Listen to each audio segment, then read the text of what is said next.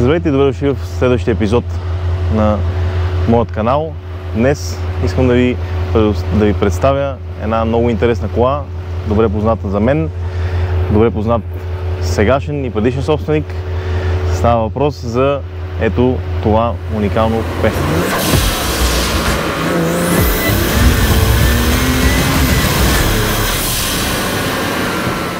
Вече дойде момента да ви запозная с нещо различно от моята М5, за която сигурно вече ви е втръсно да слушате. Затова днес реших да разнообразя нещата с една E92 335. При мен е новият собственик, който се казва Михаил, и ще ни разкаже малко повече за колата. Здравейте! Мишо, да ми кажеш каква е колата за начало? Аз малко издадох, ама нищо ти да си кажеш. Ами, това е небезизвестното купе от трета серия E92, 335 и големия страх от М54 мотора. Що бе? Доста популярен с това, че има много потенциал и с това, че има много проблеми. Чувал съм и аз. Може ли да ми разкажеш какви са проблемите на М54 платформата? Ами, най-редовно обикновено имат проблеми с дюзи, с помпа за високо налягане, помпа в резервоара, горят доста бобини, свещи, имат проблеми с компютрите преди фейслифта. MSD80 компютрите? MSD80 компютри, да, мосфетите им горят, или както доста по-са познати като комутаторите, които дават искрата на бобините. Не смогват, особено на коли, които се карат на по-високо налягане и с по-голям градус на тайминга. Там най-вече се случват проблеми с запалителната система и е нужен апгрейд не само на комутаторите, но самата запалителна система. Виждам, че си доста нати с N54 платформата, но ще говорим за нея малко по-късно. Да. Искаш да ми разкажеш сега малко повече за колата, как я закупи, какво състояние беше, какво си правил до тук? Ами то ти си виновен. Айде сега съм виновен. Може почти преди 2 години вече бях споделил на Иво, че гледам 35-ици и се чува дали да не си купа такава кола. Той ми каза, аз имам приятел, той има много хубава, така искаш да ти я покажа. И аз му казах, човек не ми я показва, защото ще трябва да отида да я видя. А ако я видя, ще я харесам и ще я купа. Обаче той така на натъшак ми пратил бялата, видях аз колата, хареса ми това, което виждам на снимките. Звъннах тогава на тогашния собственик Христо да се видим и отидох да видя колата. И тя отговаряше на страшно много от нещата, които търсех в такава кола. А какви бяха те? Като за начало критериите, които имам аз за кола, които супер много колата отговаряше на тях, беше, че търся купе, което да не е фейсово, защото не харесвам фейсовото купе, просто предницата не ми е по вкус. Другото нещо е, че мотора при фейслифта М55 в по-голямата част от случаите, който е сингъл турбо с друга долница и не държи толкова набой, ако може така да се изразиме. И като цяло предпочитах преди фейсово купе, но държах задължително да е от последните години преди фейса, да има ЦИЦ навигация при всички положения, салон за електрически съспанет, на прибиращи огледала. Изключително много държах на волан с фейсови пера. Бяха на това, може би бяха нещата, на които държах колата да има, или колата да е или стокова, или колата да е с full bolt-on кит за М54 и да е настроена. Което за тогавашния момент, в който аз стигах да гледам колата беше с full bolt-on, което ще рече дроп-ин помпа в резервоара 450 литрова, апгрейднати бобини, апгрейднати свещи, инлети, аутлети, хибридни турбини, фронт-маунт интеркулер по-голям, абсолютно алуминиев, charge pipe, система за дивъртинг на блоу-офите, кетчкен и генерация с cutlass downpipe. Значи, като слушам, колата е била буквално всичко, което си търсил. Да, отговаряше ми на много от тези неща. Другото нещо, че колата беше настроена от адекватен мапер в чужбина, ремонт, нали, но човек от друга държава, който е правил доста такива коли, защото за съжаление в България тази платформа не е особено популярна. Хората ги е страх, скъпа им е на някои са недоволни, някой не им харесва, че харчи. И хикс на брой причини, които карат хората да не карат такива коли в България.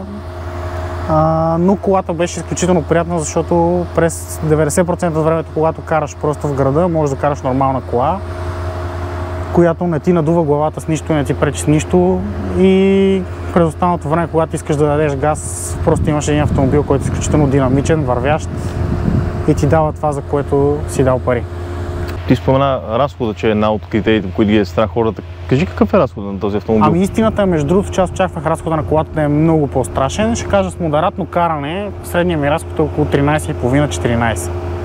Което не е въобще страшен разход за кола от този калибър. Като казвам кола от този калибър, масовите Болтон коли, които се карат на гориво до Рон 100 с хибридни турбини, изкарват някъде около плюс-минус 500 коня на гуми, зависимост от кутия, от настройки, колко е бил консервативен мапера, в какво състояние е двигателя, дали горивото, което сипвате наистина Рон 100, каква запалителна система има колата, защото това е един от лимитинг факторите, особено при карането на нормално гориво от бензиностанцията. Аз знам, че и със свещите тук има много голяма игра, one step, two step. Ами има, да. One step са като цяло препоръчваните свещи за стрит каране на колите.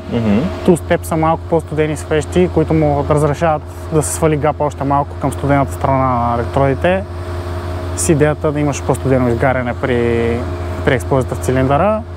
Аз карам с Two Step Coder, което не е задължително. Повечето хора, които карат стрит коли, използват One Step. Two Step се ползва повече за track use.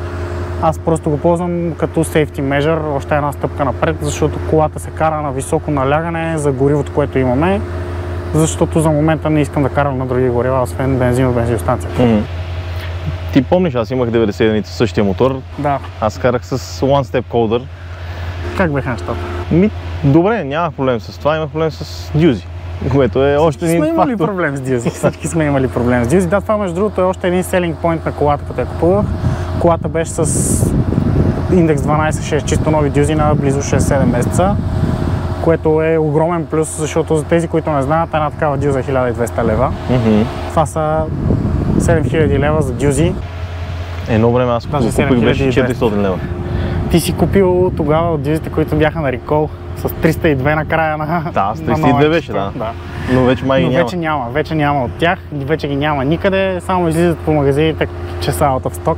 Просто този номер вече не се произвежда. Другото нещо, което колата ме впечатли, когато отидох, колата имаше гигантски спирачки на нея, беше с 18Z предни апарати и към тях окомплектованите 4-бутални задни от Cayenne, 378 предни и 345 мм задни спирачки. Другото нещо, което много държах да има колата, която търся, беше ретрофит на фейслифт стопове. Като отидох, просто я видях, че с фейслифт стопове. Това беше огромен плюс за мен, че някой го е свършил вече, защото наистина много променят визата на колата. Определено. Да, знам, че малко си противоречи с това, че не харесвам фейсовите купета, но не харесвам предницата. Отзад колите са почти еднакви с изключение на стоповете, които определено според мен просто съживяват много визията на колата.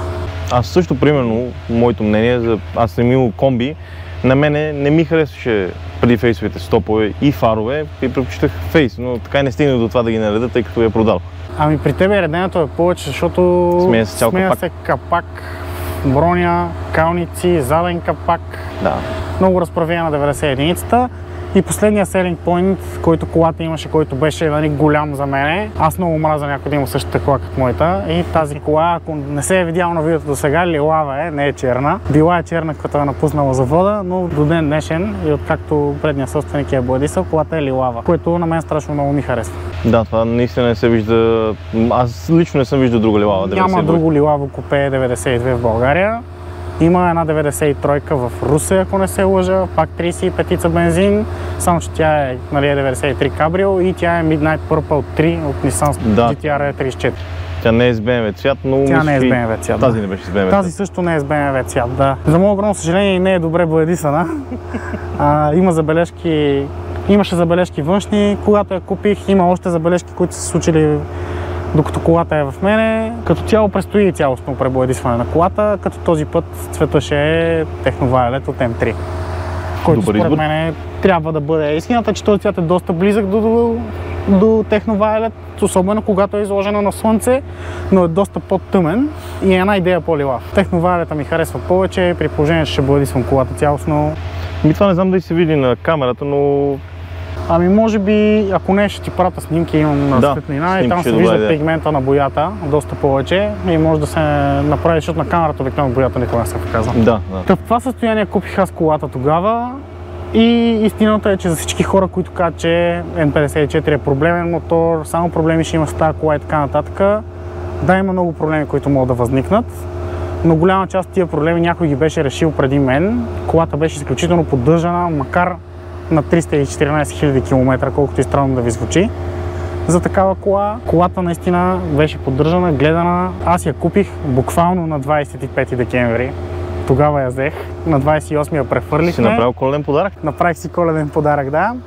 На 25 декември я прибрах колата при мене. От тогава до деня, в който се появи първия ми сериозен проблем с колата, което беше на 31 декември следващата година. Значи една година За е минала. една година съм сменил една бобина на тази кола. Само? Една единствена бобина съм сменил за 72 лева оригинална Bosch. Нищо друго. Изключвам обслужване на кутия, спирачки, моторно масло и така нататък. Това са консумативи, които въобще не ги споменавам, които не са толкова скъпи за тази кола, ако трябва да бъда честен. Ако имаш някакъв спомен, горе-долу колко излиза, примерно обслужване на кутия тук. Обслужването на кутията по спомен, ако пазаруваш на клиентски цени, излиза някъде около 1100 лева. Това с труд и части, или? С труд и части, плюс това ти идват всичките литри масло за кутията, които, ако не се лъжа, са 9 по спомен. Идва нов картер с нов филтър вътре в него, защото е вграден в картера, нови болтове, нова гарнитура. Букса? Нова букса. Да. И отделно аз, когато обслужвах кутията, взех бридж силове зад мехатроника и гумички за клапаните на мехатроника отзаде. За инжекторите на масло. Да. Това е хубава профилактика да се направи. Да, реших, че така и така купувам тази кола, така и така предимам да я карам дълго време и да си я имам. Реших, че така иначе ще сменям масло на кутия, ще отваряме, защо да не го направим. Абсолютно. Истината е, че бридж силовете и гумичките не бяха скъпи. Нямаше нужда да се сменят клапаните, бяха в видимо добро състояние, нямаше мръсотия по тях, затова реших, че няма смисъл да ги сменям.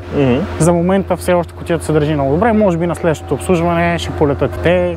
Не са особено скъпи, нещо от порядъка на 700 лева с всичките клапани за кутията. Искам да ви кажа, че това е нереално съживяване на такава кутия. Да, тъй като това си е целият мозък на кутията реално. Да. С изключение на съединителите и хидрото. Хидро, което с XHP и аплайнато на кутията има лимитър в ниските скорости до 400 нютона на първа и на втора, за да може хидрото да живее. Защото никога не е мислено за нютоните, които тази кола слага на пътя. Имаш ли представа какво изважда в момента колата? В момента точно колата не е донастроена. Ти знаеш всъщност. На втора ревизия от сегашния си мапе и се кара на 1.45 налягане. Не съм я мерил на това налягане, но предполагам, че някъде около 440-450 коня на гуми, може би. Това не мога да го потвърда, защото Диното не го е казало, а не е настроена кола, няма смисъл да я качваме на Диното. Абсолютно. Ние ще пробваме все пак по-късно едно драги да направим, ако имаме сцепление, разбира се. Ако имаме сцепление, защото сцеплението е проблем. Сцеплението е проблем, наистина. Да. Иначе с предишната настройка какво беше изкарала, ако си я мерил тогава на Дино? Не съм я мерил на Дино, но съм базирал някакъв естимейт на базата на други билдове, които са правени от същия мапер. Така? На подобни коли в може би малко по-студен климат от нашия, така че може би ще им дам някой друг кон отгоре, защото по-хладното време изкарва малко повече коне обикновено, защото по-студения въздух е по-богат на кислород.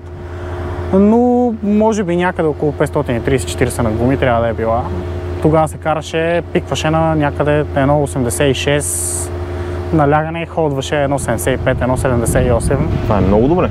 Което е доста високо налягане и е изключително много на ръба на горивото, което колата ползва. Като казвам много на ръба, наистина много на ръба. Когато купих колата, беше ясно, че няма как да се случат нещата за сцеплението насред зима. Което ми напомня, че между другото Христо тогава беше купил гуми на колата, преди 3 дни ми я даде с чисто нови гуми. Това е много добър подарък. Буквално бяха на 3 дни. Ми я даде с нов акумулатор и платена гражданска и платен данък и винетка. И даже ми беше подарил филтър и чисто нови стелки. Няма абсолютно никакви оплаквания между другото към него като бивш собственик. Абсолютно всичко, което имаше за правене по колата, ми го е казал, изкоментирали сме го. Не се е налагало за нищо да му звъни и да му кажа, човек, това ще не работи, човек, тази кола ще има нещо или каквото и да е било. Мисля, дори не мога да мине през акъл. Една година тази кола се накарал с усмивка на лицето, без абсолютно никакви драми. Това е много важно, тъй като представи си следващия собственик, ти си взимаш кола, нищо не свети, всичко точно. И в следващия момент тя въобще не работи, прекъсва, но нищо не записва, нищо светва, нищичко. Случвало ми се, имал съм такива коли, които купуваш си и тя е супер до след една седмица, където се оказва, че всяко нещо, което е пипано по тази кола, има някакъв проблем, а всяко нещо, което не е пипано, е счупено. А да питам, това първото BMW ли ти или си имал преди това други? Имал съм, преди това карах E39. Това беше един много дълъг мой проект, за който някой ден може да си говорим, който за съжаление вече не е съществуваща кола, защото я разглобих и я продах на части и я върнах на желязо. Това ми напомня на моята. Защото това беше проект, който купих си кола, която е изключително обикновена, изглеждаща изключително обикновена отвън и отвътре. И ми беше този проект на живота, дето искам да създам кола, която аз да харесвам и хората да харесват от нищо. Исках това да си е моята кола, не да съм купил на някой колата, която той направи, исках това да е моята кола, която аз съм създал от нищото. И казах, че тази кола никой няма да я кара след мен, няма да гледам как никой я съсипва. Другото нещо, което че нямаше да си върне стотинка от нея. Ако си инвестирал много пари. За съжаление, защото бях инвестирал страшно много пари, но за нея имам толкова много документация, толкова много фактури. Всяко едно нещо, което е купувано за колата, го имам документирано, откъде е купено, как е купено, какво е и го имам снимано. Така че някой ден, ако ти е интересно, мога да направим един подкаст, имам снимки да те закопая. Сигурно имам поне 2000 снимки, на мен сигурно които са разделени човек в папки за всяко едно нещо, което е правено по колата. Значи хората да знаят, че ако искат да видят нещо за 39-ката на Мишо, ще трябва да се лайкват и сабскрайбват, иначе нямам как да стане. Иначе ще изпуснете. Абсолютно. А това ще е интересен проект, по думите на Мишо. Другото да те питам. Ти като си взел тази 92-ка, нещо правил ли си интериорно, екстериорно? Ами, доста малко неща съм правил по колата, така да се каже. Първото нещо, което направих, че купих други джанти, защото беше с 19 стил 128, да. Но от X-Drive 4 по 8,5, което за лятото беше абсурд да карам на 235 кола. Тази кола няма грип. Купих и оригинални 225M, които са си заводски за това купе 335 от тези години. Аз изключително много държа на цветове, нещата в колите да са Era Appropriate. Има много малко неща, които са доста нови и бих сложил в една такава кола, просто защото не ми харесват. Изглеждат все едно не са си на мястото и са подарени в тази кола. Взех оригинални джанти и ги обух в Continental Sport Contact 7. 235 отпред, 265 отзад и колата продължава да няма грип. Като казвам няма грип, на 180 като и набиеш педала, продължава да светкат блокажа. Това не е добре. Никакъв грип да нямаш. То е добре, ама плаче за семите и шпер. Абсолютно. Та с това почнаха нещата, които съм правил по колата. Следващото нещо, което беше, направих ретрофит на M3 Cluster табло. Главно защото M3 таблото ти показва кога колата е стигнала 70 градуса, защото за тези, които са запознати и знаят 9X платформата и всички след тях не показват температура на водата на таблото. Те имат само лампа, когато вече е прегряла или ще прегрява. Да, изпитал съм го лично. Което е изключително неприятно, имайки преди, че тия коли с електрически водни помпи, които умират в миг. Да, това на мен ми се случи и на тази кола също. И на тази кола също се е случвало, но не при мен. Да. Аз бях там. Аз имам фактура. Да. Така че е доста удобно да можеш да виждаш водата. Аз лично обикновено я следя през MHD софтуера, но хубаво е да знаеш кога колата ти е загряла на 70 градуса.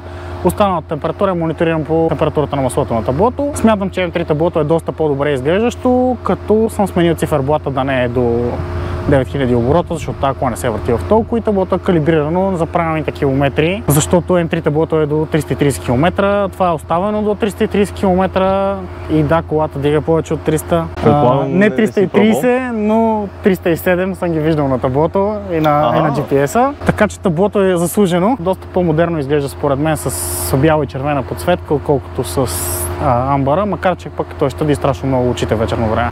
Аз лично съм фен на оригиналната подсветка, не мога да се пречупа да сложа бяла. Ами аз не харесвам километражи, които са заводски и са сменени диоди, преправени и така нататък. Затова реших да си взема просто оригинално M3 табло. Доста по-добре изглежда, има една екстра в повече. Значи OM? Да, и е OM табло, което беше от кола на по-малко километри. Върджанайзнато, знае си километрите, знае си вина на тая кола. Сякаш си е за там, като разбира се си пазва оригиналното на колата. Спомена, че си дигал 307 на табло. Да, и на GPS. И на GPS. Дигал съм на една отсечка с лек слоуп надолу, ако трябва да съм честен. Това е като тръгнеш по Варненската магистрала след четвъртия тунел, преди новото кръгово, което строят на Блаза. Има една отсечка, която е изключително широка и дълга и нова. Там се бях позасилил, обаче пасажирното устройство започна да издава звуци, че иска да спирам. А какво беше усещането? Отвратително, нямаме пътища за такива скорости. Аз лично не подкрепям карането с такава скорост. Далеч не се хваля, че колата е дигала 300 или че аз съм карал с 300. Това за мен е изключителна глупост. За мен удоволствието от шофирането идва от ускорението. Карането с 300 не знаеш какво може да стане. Абсолютно. С 300 не можеш да реагираш на нищо. колкото и добър пилот да си, това е автомобил, това не е болид от Формула 1, не спира като болид, не тежи като болид, не завива като болид и няма гуми като на болид. Другото нещо, което е E92, известна платформа с това, че след 180 предницата и се надига страшно много от въздуха. Изключително много плачат за предно аеро и наистина усеща след 250 как воланът ти започва да олеква. И според мен карането при такива скорости е изключително безотговорно. Това май само на 92-ките го има и тройката, мисля, че не съм сигурен за 93-ките. Да, купетата имат проблем, 90-ките нямат този проблем, те с друга броня, джобовете са доста по-издадени напред и доста по-големи. М3-ката го няма този проблем, защото има два отстранични джоба и няма халогени. Да. И липа по средата на долния грил е доста по-издаден напред и успява да гребе повече въздух. А тук замисли ли си нещо да направиш по въпроса? Ами да. Но може би след като сменя предната броня, защото е доста износена. Като казвам износена, закачана е отдолу хикс на брой пъти и се е получил така небезизвестния корем на бронята, който това няма оправия. Колкото и да го връзваш с кори и с работи, не става, просто бронята е за смяна. Също така имам да сменям един калник преден ляв, защото някой майстор преди аз да купя колата го е изварвърствал и не ми харесва, искам да я изглежда адекватно. Така че при цялостно поедисване на колата тези неща ще се решат и по всяка вероятност колата ще приема карбоново флатбели до кутията, всъщност до края на кутията. Такъв е плана, така сме го мислили с господата от FiberMe да ми изработят флатбели с дадените въздуховоди за кутията и мотора, за да може да се охлажда правилно. Това ще е интересно да се види. Да, като идеята е да има преден лип на бронята, който да може да гребе хикс количество въздух, но да е закачен за предния мост на колата, за да може реално да пренася даунфорс върху предницата. По този начин, ако сте загледали бронята на E92, отпред остават две дупки, като сложиш прав лип отдолу, оттам колата ще гребе въздух за спирачки. Общо взето това е аерото, което планирам за отпред. Другото нещо, което колата има като аеро в момента е, има лип отзад, който не ми е любим, сложих го само за да видя дали ще ми харесва как седи. В момента съм и купил карбонов лип от M3, но може би ще го монтирам след като се бояди с колата, за да е изцяло готова, като я събера. Ще ти кажа под секрет, че колата някога имаше оригиналния си лип на багажника, но на предишния собственик не му харесваше. Ами аз го наложих и ми хареса, защото колата изглежда някакси твърде обла без него отзаде. Абсолютно. Но това е въпрос на вкус. Не съдя никой, да. Всеки има право да си прави колата така, както му харесва. То същия въпрос бих му задал, кой боядисва черно БМВ? Обаче лови колата е лилава и е хубава. Еми ето, сега вече знаеш защо. Друго, което съм правил по колата беше, може би да ги нареда в хронологичен наред. Да, от след начало. таблото, следващото нещо, което колата пронима е карбонов преден капак с хубав от M3. Той ми беше подарък. Това не е желан зад мен апгрейд. В смисъл беше нещо, което исках и харесва, но ми беше подарен за рождения ден, което съм изключително щастлив. Благодаря ви, приятели. Това беше много хубав подарък, голяма изненада за мене. Нещо много яко, но една идея ангажиращо, защото всеки божи ден някой ме пита това дали е фолио. Фолио е? Фолио от скъпто. Хиляди благодарности на приятелите ми за хубавия подарък и на момчетата от FiberMe за това, че успяха да създадат капак за 3 дни с неуморна работа. Изключително много ви благодаря. Това си е бая бързо за 3 дни. Силно ви казвам, ако някой от вас реши да си купува карбонови части, купувайте си ги лакирани, защото намирането на човек, който да ви ги лакира в България е трудно и скъпо. Значи си го взел без да бъде лакиран? Да, капака не беше лакиран. Лакирането на един карбонов елемент отнема доста повече време, защото карбона попива лак. Наливаш го, печеш го и след 2 дена в него има пропаднали места. Търка се, налива се пак, търка се пак, налива се пак. Хикс на брой пъти. Моята кола е ходила 3 пъти, мисля, че при бояджията, в интервал през няколко седмици, единия път месец. И то посред лято, за да може да я пече слънцето. Оставя съм я навън с идеята да я пече слънце. И буквално на всяко излизане с колата съм намирал ново място, където е попила лак. Може би до към 3-тия път, сега е поспряла да попива лак вече. Вече е 1 година, всичко е наред. Като цяло не съм фен на M1 на биколите, не харесвам такива неща, но специално мога да кажа, че на 92-ката всички части на М-ката са много по-хубави екстериорно. Много по-хубави. Доста по-агресивно изглежда и доста по-хубаво. Колата някога е била с М3 реплика броня отпред. Виждал съм снимки при Христо, че е била така и ми харесва повече отколкото с тази броня. Дори съм се замислил, като сменям бронята, дали да не взема такава. Но не е взето решението. Имаш тема за размисъл, значи поне. Да, следващото нещо, което съм правил по колата козметично Което по-скоро се вижда, то не е толкова козметично, беше, че смених спирачките. За тези, на които им се струва странно да махнеш 6 бутални и 4 бутални спирачки от колата. Не съм сложил 8 бутални, не съм сложил 500 мм спирачки. Минах на 370 мм предни спирачки от F30-335 с M4 апарати, 4 бутални отпред. Апаратите са доста по-леки, имат по-висок клампинг форс, имат същата площ на притискане и диска е с 4,5 кг по-лек. Което като окачена ротационна маса е изключителна разлика върху колата и в завиване, и в поведение, и в спиране. Така че не смятам, че това е било грешка. Плюс това предпочитам на колата да има BMW части, отколкото VAG части. Нищо лично към феновете на VAG групата, само с топли чувства.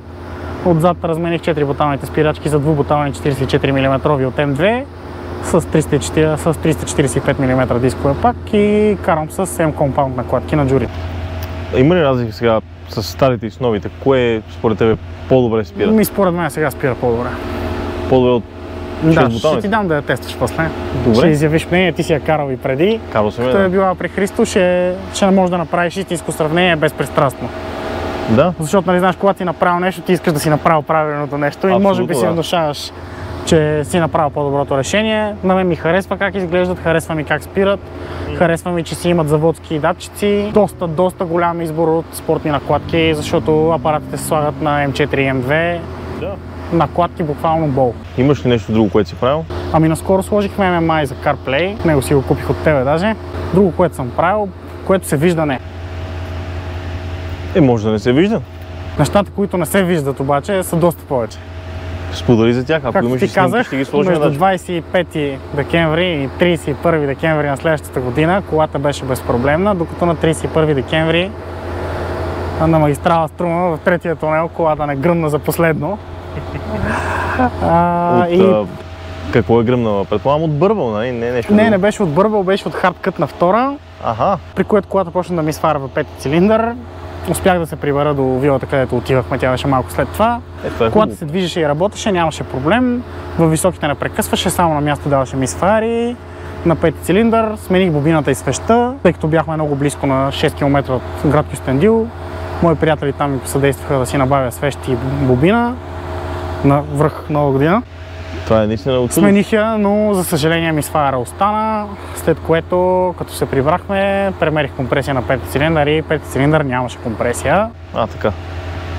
За тези, които ще кажат, ето, тя е умряла, тя М54-ки, за да ви го кажа така, това е кола тогава на 320 000 км, която е карана на почти 2 бара налягане. Това са страшно много километри и това е страшно високо налягане. Проблема на М54 и чупането им на бутала по този начин. За съжаление, забравих сутринта да вземам буталото с мене. Имам го, можех да ви го покажа, но ще ти пратя снимки, имам снимки, може да ги качиш към видеото. Ще ти покажа снимки, пето бутало се предаде, Damage Ring Length, и това ще рече, че буталото се е спукало там, където лежат сегментите. Това се случва заради супернокинг на цилиндъра. За тези, които не знаят, супернок, това е спонтанно взривяване на горивна смес в горивната камера, което не е инициализирано и инициирано от свеща. Защото свеща го запалва по средата и експлозията се разпръсва настрани. Когато има спонтанна експлозия в горивната камера, части на буталото се нагряват в повече.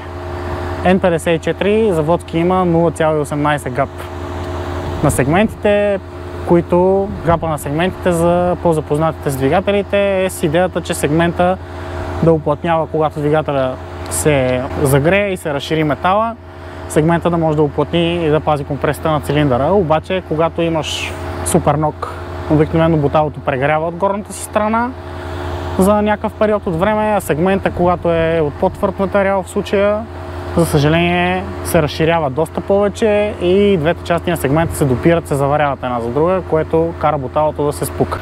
А когато се е случило това, някакви проблеми с блока, износване?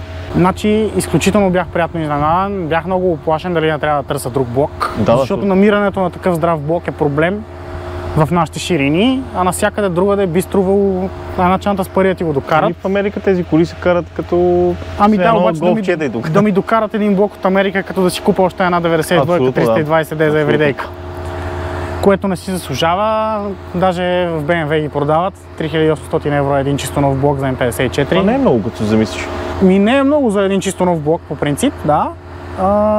Когато отворихме мотора, по главата всичко беше здраво, видимо отгоре всичко беше здраво, по цилиндрите нямаше никакъв скоринг, даже дори имаше доста приличен ходинг на цилиндрите, което браво на всички собственици преди мен, че сте сменяли масло на време. Това е от огромно значение, за мен беше от огромно значение да видя, че блока е здрав. Лагерите бяха здрави, даже в доста добро състояние и основни и биелни. Те бяха сменени по спомен. Само биелните бяха сменени. Само биелните ли бяха? Да, сменени са. Основните са били добре и тогава, бяха добре и аз като отворих мотора. Значи не е имало нужда да се сменят. Да, но все пак ги смених. Така и така вече се отворил. Така бях отворил мотора, при което се сблъсках с една дилема дали да затварям мотора стоков. Имайки предвид, че нямам желание да карам на друго гориво, нямам желание колата да става сингъл турбо и да спре да бъде нормална кола, която мога да карам из града, си мислех да събера мотора заводски, но се оказа, че събирането на този мотор заводски излиза толкова пари, колкото да го подковеш. Така. То тогава вече дилема няма? Дилема нямаше. Купих ковани бутала АМП, FCP тогава имаха промоция на ковани биели, H-Pattern, правилните милиметри. Купих такива биели, двете неща са рейтнати за 900 коня. King Racing Black Series лагери, основни и биелни. Много добри отзиви чувам за тези на King Series. Да, искам да ви кажа, който от вас да сменя, ако някой му се наложи да сменя лагери на М54, купете си King лагери, по-евтини са от оригиналните. Верно. 1730 лева са основните лагери на М54 от BMW. Не ви препоръчвам да си купувате автормаркет лагери от сорта на Glico и Kolbenschmidt за този двигател. За мен това е компромис. Това е... те са за ОЕ производител на BMW за лагери, но истината е, че всички ОЕ неща, които се купуват от магазина, са с 95% контрол на качеството. Нещата в BMW в техния завод и оригиналните части са с 99%. Истината е, че ОЕ производителите изкупуват всичко под 99% от BMW в техния завод, така че до 95%, този маргин от 4% го изкупуват ОЕ производителите и го препродават. Събрахме мотора в този му вид с абсолютно всички гарнитури по двигателя сменени, от до. Като казвам от до, от най-горе до най-долу, всички нови болтове, защото почти всички болтове по този мотор са one-time use, са алуминиеви болтове, които се разтягат при стягане. Малко след това разработих колата и се оказа, че задната турбина има проблеми, диша между сърцевината и студената част. При високо налягане, когато почнахме да настройваме колата, в момента в който колата дигнеше около бар и 2, турбината буквално просто се изместваше от центъра си и започваше да диша през студената част.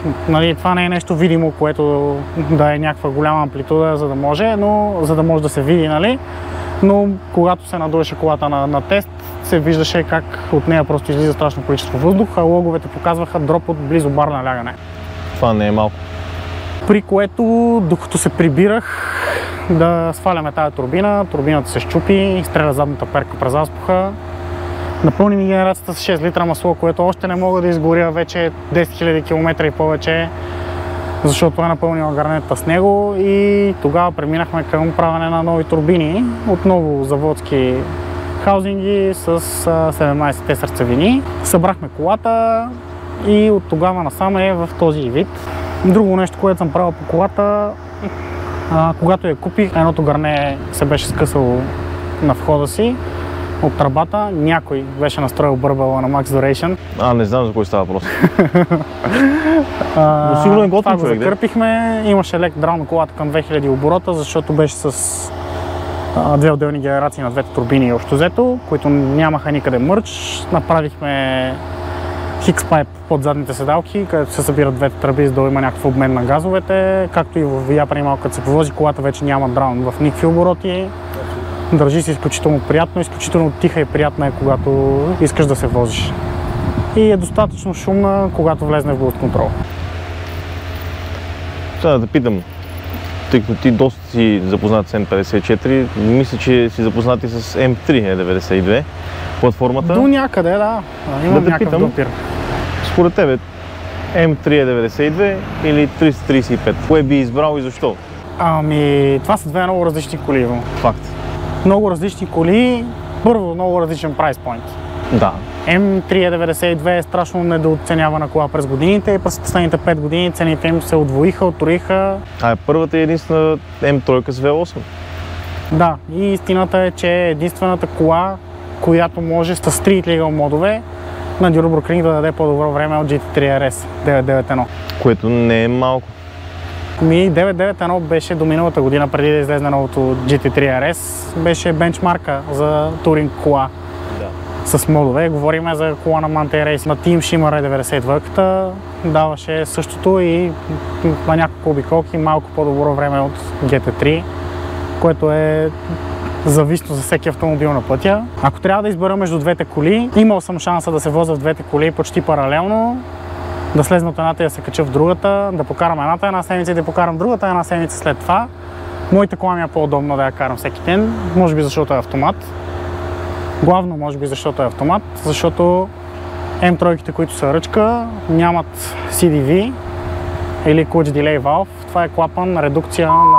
Имахме малък проблем с камерата, да реши да прегрее GoPro-то, затова Мишо би продължи отново за сравнител на М3-ката. Да, говорихме си за CDV-та. Или, както обяснях, това е клапан, който повечето коли с ръчна кутия имат. Това е редукция преди помпата на съединителя, с която идеята е съединителът да се припъзва малко, за да може да потегляте нормално. А не да се клатите или да трябва да тръгвате на шут. М3-ката не го може това нещо. Тя или тръгваш на шут, или се клатиш. Няма нормално тръгване. Това е доста дискомфортно, ако просто искаш да стигнеш до магазина, да отидеш до някъде на кафе и така нататък. Ако ти се дава газ и искаш да си някъде навън, това е супер. Ако питате защо се прави и защо тя го няма заводски, защото реално погледнато всяко припузване на съединител е допълнителен товар за него. Това се прави с цел комфорт на нормалните коли. М3-ката е кола, която е правена за даване на газ, дето се вика, затова си я купуват хората, затова няма такъв клапан. Другото нещо, което е, М3-ката вози сравнително по-твърдо. Тя е с доста по-твърди амортисьори, независимо дали има EDC или не. Но много по-красива кола. Едно на ръка, много по-красива кола, много по-широка, има доста по-голяма стъпка. Поведението и в завоите е феноменално. Разликата да можеш да караш с 275 гума отпред, казвам, не отзад, отпред, е уникално. Колата има страшно поведение в завоите, поведение, което 335-ицата просто няма. Друго нещо, М3-ката заводски излиза с шпер 92 335i и което и да било друго е 92, не излизат с шпер от завода. Друг въпрос да питам, може би ще е един от последните и да после се скачаме да я покараш, защото вече ми става интересно как върви тази кола. Темата, която най-вероятно всички автомобилни почитатели ги вълнува, бензин или дизел. Ти на кое си? Аз съм много смесени чувства. Тук всички очакват, бензин само косачки, да едните викат дизел няма бегачки и така нататък. За мен бензин е по-забавната кола за каране. Малко по-рязка е, доста по-шумна е, издава по-правилните звуци за автомобилизма. Поне за мен. Дизел е много хубава кола, 39-та ми беше дизел, карал съм си я с кеф, вървяла ми е приятно, не е била екокатастрофа отзад, защото това не го понасям. Масовото нещо, което не харесвам в дизелите отзад е да пуши и да е екокатастрофа, или карането на 4 инча права тръба до края, за да може целият квартал да разбира, че се прибираш, просто защото ще надува 500 оборота по-рано. Това не е начина. Има правилно размеряване на турбини, има правилно настройване на коли за тази цел. Аз в случая съм избрал този път да си купя бензинова кола. Ако трябва да си купа everyday-ка, кола, която да си воза мен, семейството, да я кара жена ми, може би ще си купа дизелова кола, може би ще си купа 20 дизел.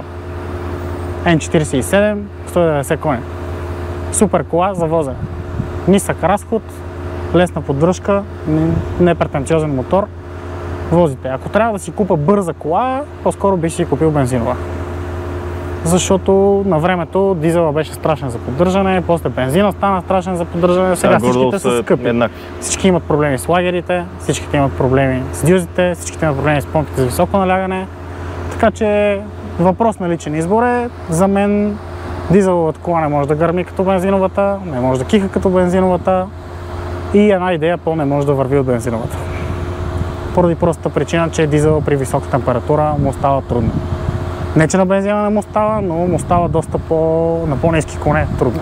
Да, но пък дизел имат в ниските много торк, докато бензин не го харесва. Има, да.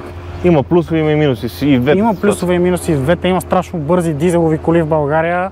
Има коли, срещу които аз не съм фен като цяло на много на драговете, на пускането и така нататък. Не си правя колата с тази цел, но определено има дизелови коли в България, на които сигурно не мога да им кажа копче.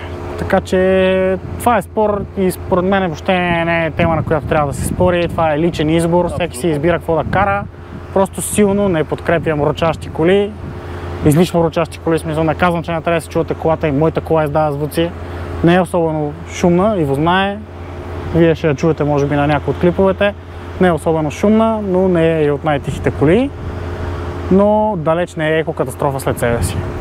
Просто това е единственото нещо, което не подкрепям и в двете платформи. Просто не е нужно да има богато настроени коли.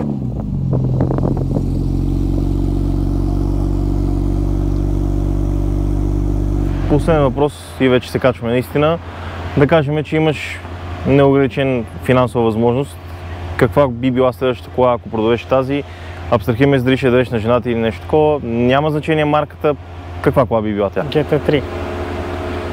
GT3 RS. 911 GT3. Ако имам неограничени възможности, буквално, не съм сигурен дали искам да си купя 991, не 992, 991 или искам 964. Това наистина е труден избор. По възможност с въздушно охлаждане.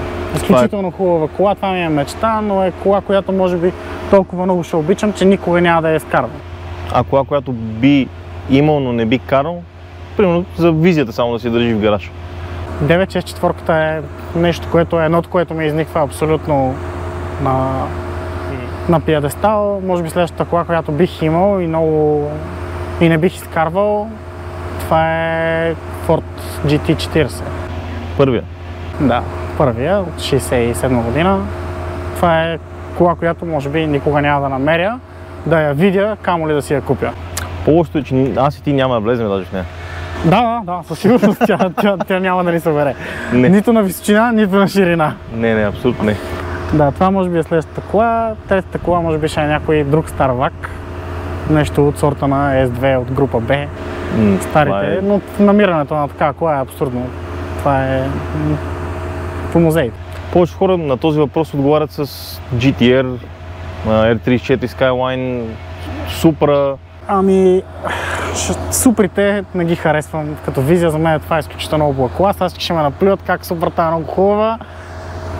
Окей, нямам нищо против, аз просто не съм огромен фен на японските коли. R34-ката Godzilla, това е уникален автомобил за годините си. Просто ако трябва да сравня визията му, R31-ката е 10 пъти по-красива кола. От всички GTR и R33-ката ми е любима. Ако някой ден мога да намеря такава R400 Nismo, бих си я купил. Пожелавам ти го. И аз си го пожелавам, но... Само времето ще покаже. Това е може би една от японските коли, които бих карал и притежавал. Като цяло не съм голям фен на японските коли, но това е една от тях. Другата кола, която бих притежавал е RX-7 FC и последната е Honda NSX. NSX си е култ. Всичко друго ми е твърде комерциално, всички страшно много го харесват, мен просто не ми е по вкуса. Импрези? Не. Евота? Дори и 22B не ми харесва. Евото е много хубава кола, имал съм възможността да се повозя в Евото на Васко Милев. То е Evo 5. Изключително красива кола, но вътре е като Т-30. Да. Същата година, същото дърво. И сега за всички автомобилни BMW фенове, де че ме наплюят, да, не харесваме Т-30. Просто не ми харесва. Това ще е много лошо за коментарите. Това тук голяма черна точка, вече никой не го харесва. Може да направим втори епизод, както слушам. Добре, Мишо, дай да влезем да се повозим малко, да видим как е. Айде, ще се видим след малко.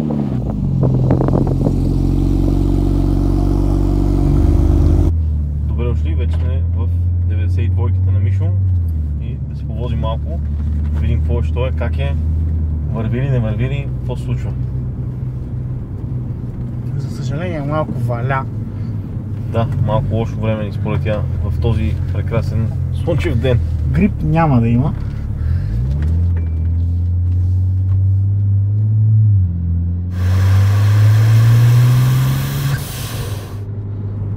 Доста приятно се чува обаче. Да, добре. Тези дайвъртър валове много добре работят, ми се струва. Те са завъртяни навън. Тук нещо жълто MDM ти свети, да знаеш. Грешки, не знаеш, BMW-ска работа.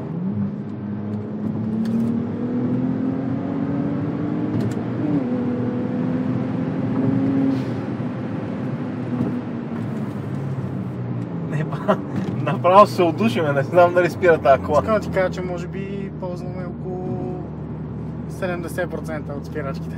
Само 70%. Искам да ви кажа, че рязкото спиране е много хубаво, защото може да спрете. Обаче винаги имате едно момче за вас, може да има кола и в нея може да се вози дете. Факт. Защото вие ще спрете, но човека зад вас може да не спре, така че карайте разумно, с нормална скорост. Не мислете само за това, че вие имате гуми и спирачки, този зад вас може да няма. Особено в нашата държава, този зад вас вероятно няма. Абсолютно. Много хора в всичките тунинг проекти, които се правят, мисля, че неглижират спирачките. А това е, може би, една от най-важните неща. Аз съм на темата, че когато трябва да спирам много, реално погледнато заводски 30-30 петицата излиза с 350 мм спирачки, които са напълно достатъчно добри да спреш един-два пъти от висока скорост. Това все пак не е автомобил, който е смятан за track abuse. Абсолютно. Той е смятан да можеш да спреш от някаква нормална скорост. Нормална, визирам дори за немски автобан, 250-60 да можеш да намалиш, но не да го правиш константно. Това не е целта на един такъв автомобил. Спирачките, които колата в момента има, според мен са абсолютен оверкил, но изглеждат много добре, спират много добре, доволен съм и обслужването им не е прекалено скъпо. Но за пример 420 коневото M3 излиза с 360 мм предни спирачки, 345 мм задни спирачки, също като тези отзад. Отпред двуботален най-нормален апарат, отзад едноботален, и искам да ви кажа, че М-ката са едни много хубави накладки, които да не прегряват лесно, спира феноменално, не прегряват никога. Имах възможността да пътувам наскоро през един каньон, така да го наречем, то не е каньон тук, но проход в България, във Врачанския Балкан с М3, да му се порадвам. Спирачките са феноменални, дори в заводския вид. 335-ицата спира много, но аз не познавам човек, който има с толкова 335-ица. Хора, пълне си купете накладки. Да. И най-вече най-добрият апгрейд, който мога да направите и за вървеж, и за спиране, и за сейфти, това са гуми. Гумите са най-добрият апгрейд, който може да направите за хикс пари. Те ще спират по-добре, ще се движат по-добре, ще държат повече. Просто това е най-важното нещо в една кола. Няма значение колко коня е една кола, ако не може да сложи на земята. Това ме връща малко на въпроса на Иво, дет ме попита M3 или 335. В България на нашите пътища M3 винаги, всеки ден, защото няма къде да дадеш газ на кола, която е 5-600 коня, нямаме пътища за такива работи. Докато 400 коня кола на мотор, преспокойно, и кола, която не влиза в тия коне толкова рано, ми атмосферен мотор като V8, изключително приятен с low end торк и с високи обороти, просто е песен за каране. И за слушане. И за слушане. С правилната генерация. Осмак в почти 9000 оборота има особена песен, която трудно мога да опиша и да сравня с нещо друго. А V10 харесва ли като звук? С много смесени чувства съм, много е гласовит, изключително много ми харесва, но малко ми напомня на мотор. На пистов мотор, примерно 1000 кубиков пистов мотор, малко е такъв разлив.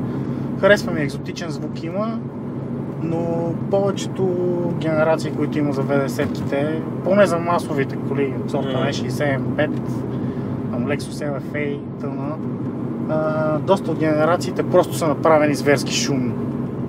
Шумни, без да има нужда от това нещо. Не знам, не съм огромен фен, защото просто наистина са много шумни. Покрай нас има една петица, която минава по Владимир Вазов, и аз го чувам вкъщи на 3 преки и го чувам все едно е под нас. Изключително шумно е. S85 в оригиналния си вид не е чак толкова шумен? Не. В оригиналния си вид не, но повечето генерации, които успяваш пък да чуеш истинския тон на колата, са доста шумни. Да. Специално на E65 този двигател е изваден от болида на Sauber 2003 година. Сложени са му катализатори и е върнат в кола, така че той е доста силен, доста гласовит мотор, който никога не е мислен и смятан за улицата. Той е пригоден за улицата. В принцип имаше план колата да поема шпер миналата зима, но финансите отидоха за ремонт и апгрейд на мотора. Просто по неволя, така се случи. Така се те поли обстоятелствата. Да, може би до година, може би нещо, което съжалявам, че не направих тогава, е, че сложих Eibach ProKit пружини на колата, защото според мен колата склатва твърде много при подаване на газ, но истината е, че проблема не е в килограма на пружините, проблема е в дампенинга и ребаунда и съжалявам, че не сложих койловари. Аз сложих нови амортисьори и чисто нови пружини от Eibach. Оригинални амортисьори и пружини от Eibach. Колата изглежда много добре, ми харесва, не вози прекалено твърдо или дискомфортно. Ниска е, но не е прекалено ниска, харесва ми, но определено продължава да склатва доста задницата, което и пречи доста на грипа. Може би в бъдеще бих сложил койловари, вероятно BC. BC Racing? Да. А мисля ли си да сложиш други тампони? Не искам да минавам на полиуретани, твърди са, става изключително неприятна за каране колата. Почва да по-скоро звука в колата много се променя, почва да блъска, да треска, изгубва се част от комфорта и истината, че колата не се кара на писта, не изпитвам нужда от такова нещо. За унибали да не става дума. Ако някой си мисли, че може да кара на унибали на улицата, това е пълна глупост. Те се съсипват най-малко от пръхта и пяска на ежедневното каране. Да не говорим, че усещането в колата е отвратително. Всичко, което е solid mounted метал в метал се чува. Диференциал почва да вие, както вие секвенциална кутия, става ужасно. В ползата твърди тампони. Може би бих сменил тампоните на мотора с полиуретанови. Пак казвам, може би, защото в момента колата е с нови тампони преди половин година и надали ще се наложи да ги сменим скоро. Не се знае какво крие бъдещето за моя автогараж. Дали колата ще е моя, дали ще я карам, така нататък. Стиснем палче да си продължиш проекта и да стигнеш до крайната цел, която... Да, искаме се. Има още доста неща, които искам да направя по колата и козметично. Така искам да я бладисам цялата, имам два камъка да подмена. Трябва да сложа други крайници на генерацията, искам да направя някакви промени по самата генерация. Интериорно имаш ли? Интериорно вероятно ще мина на M3 интериор, като седалки и кори. Просто малко по-удобни са, малко по-широки са. Полстерите са малко по-големи. Моите нямат глобално надуване, аз държа на това нещо в следващ салон. Кожата е напа, която е доста по-приятна на пипане. Абсолютно. Ако намеря седалки на по-малко километри или такива за претапициране, би било хубаво, за да са по-свежички. Мисля да претапицирам волана, като мисля да се тапицира и лайсата при копчетата. Да, това много стават S70, E90 от тая лайсна. Да, моята беше боядисвана някога с боя тип пласта тип гумена, но се облюпи и нямам търпение да стигна до момента, в който ще имам време да разглобя колата и да занеса разни работи на тапицера, да се позабавлява с тях. Не съм взел решение за лайсните, но със сигурност знам, че няма да останат тези. Не знам дали пак ще са сиви или не, но алуминиевите лайсни имат голям проблем с копетата. Страничната дълга лайсна винаги бива ударена от колана и става на всякакви ударчета, удобнатинки и така нататък. Мисля, че стигнахме до финалната ни дестинация. Нещо като за край ти да кажеш към феновете? Най-вече благодаря ви за вниманието. Надявам се да съм ви казал нещо полезно, колата да ви е била интересна, разказът ми да не е бил скучен. Не мисля. Надявам се все повече и повече хора